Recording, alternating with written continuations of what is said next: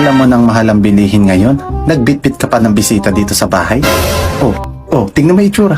Kaitsurahan pa lang mukha ng patay gutom. Grabe naman kayo tayo, minsan lang yan. Eh kung gusto mo ikaw minsan na lang kitang pakainin. Pati tubig nakikiinom pa.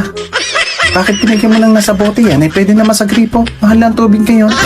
No! Yan na. Aalis na. Mukhang nakaramdam. Pusog na.